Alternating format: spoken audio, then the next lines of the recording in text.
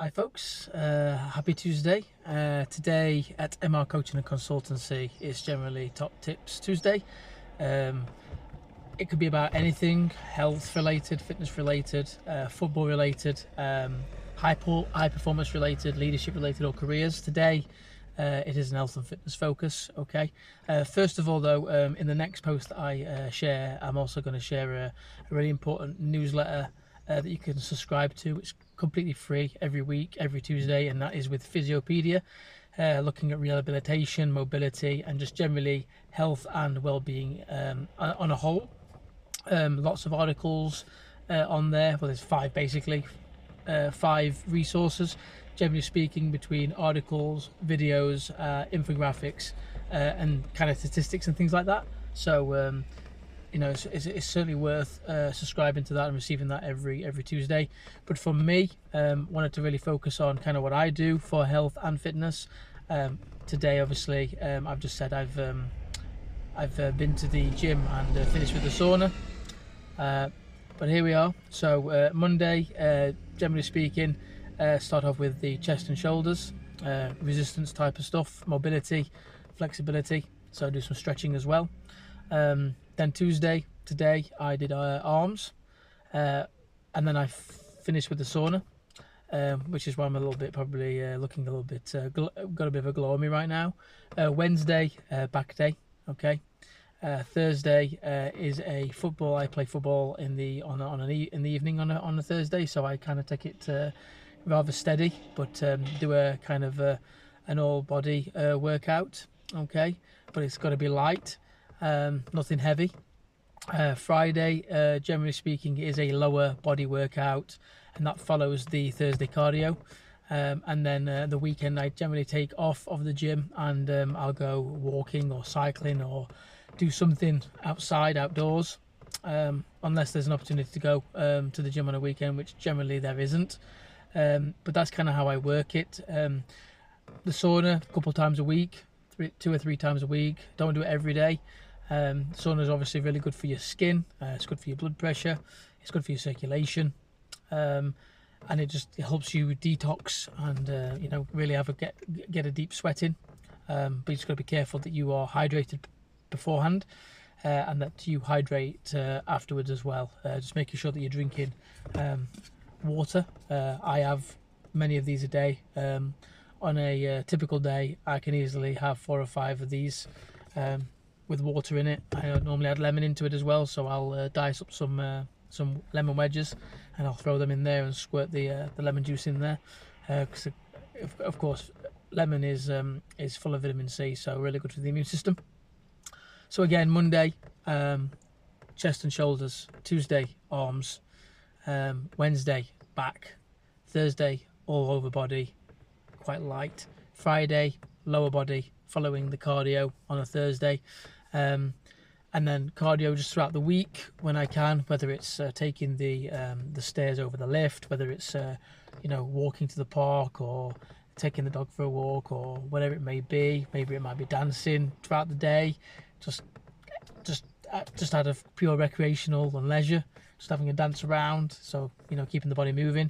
I also wear a watch that alerts me when I'm sat down for too long, so generally getting up every, you know, 20 to 30 minutes, have a stretch, walking up and down stairs, you know, just generally getting up and just you know, activating the body, the muscles, and just getting the oxygen flowing. Just make sure you're not staying sedentary for long periods of time. Generally speaking, from a diet standpoint, just having a nice healthy breakfast. I have 2 coffees in the morning, but generally speaking, no more than 2 coffees. Then I'll have my lunch. Then I'll have some dinner, what we call tea time in England, and then maybe a bit of an early supper. I don't try and eat too late, but if I do, it's generally you know, something like an healthy bowl of cereal with some soy milk, just because good protein, good calcium, and it's plant-based. And yeah, so that's kind of how I do it. I'll have some teas in the day, again moderating the milk, or the soya milk, should I say. Have plenty of water, and then obviously have 2 coffees, maybe a 3rd coffee in the day, sometime before 2 o'clock if it's offered to me or I feel like one. But I generally keep that nice and low. I don't drink much alcohol really, so that's another thing. I don't completely remove it from my diet, but I have a little bit, but I don't drink a lot, quite frankly. So don't necessarily have to worry about that unless you you have a tendency to want more. So just be careful with that. Think of the training principles when it comes to your training or your fitness. Think of things like specificity, what you're targeting. Think about things like overload, progression, regression, when you're going backwards a little bit, making sure for any injuries and things like that. Yeah, so those training principles are really important.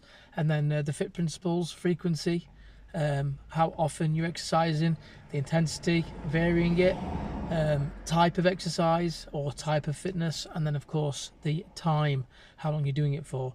Now, generally speaking, in that sense, it is recommended that we all exercise or perform physical activity for a minimum for at least 150 minutes per week.